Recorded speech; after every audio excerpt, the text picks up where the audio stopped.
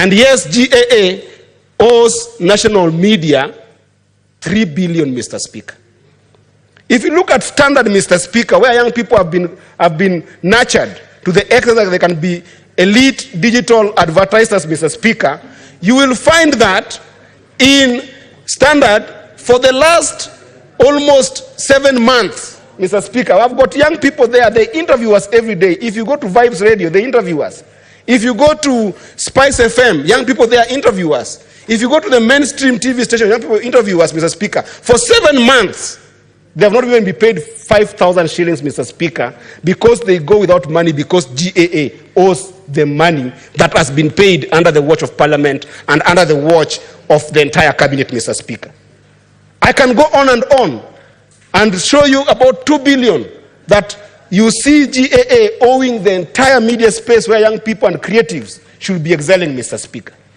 Yesterday, Mr. Speaker, my heart was pouring out because I saw interns sleeping outside Afia House, Mr. Speaker. In this house, we have enabled the passing of chief in this house, Mr. Speaker. And if you look at the way NHIF used to work, Mr. Speaker, you can see how Parliament and the Cabinet have conspired against Kenyans, Mr. Speaker, to do businesses. You know very well that when we did have the national, the NHIF that was working, Mr. Speaker, it used to be that money would be collected from the public. NHIF would then go and have a department that makes payments for all Kenyans when they are sick. That even necessitated the fact that NHIF had to have a system of clearing those payments, Mr. Speaker. And yet, in these two houses, Mr. Speaker, of Parliament, we passed chief.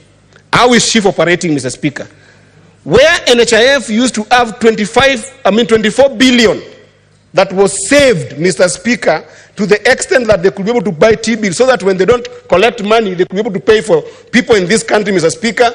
Today, that entire 24 billion is missing, Mr. Speaker.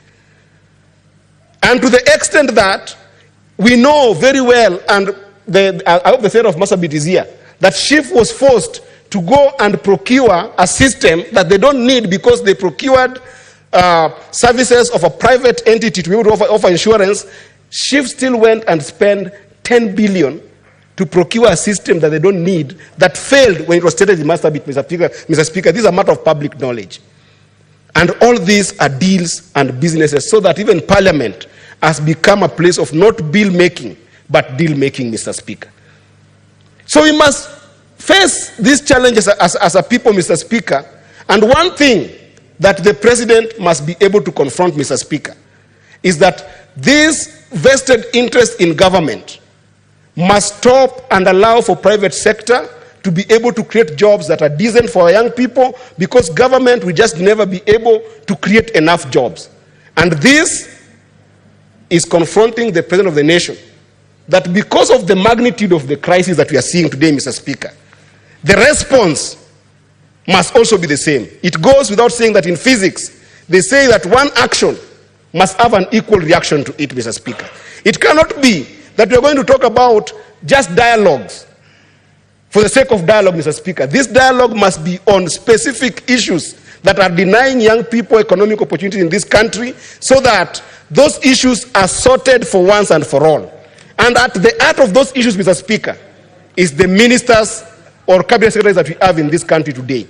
Mr. Speaker, the president must confront this reality that either you die with these few individuals or you die with the entire country.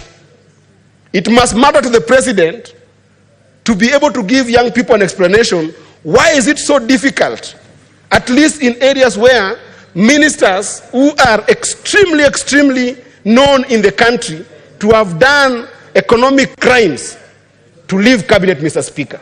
Mr. Speaker, what is there, Mr. Speaker, to explain to the country why the CS of agriculture must continue being a CS, Mr. Speaker?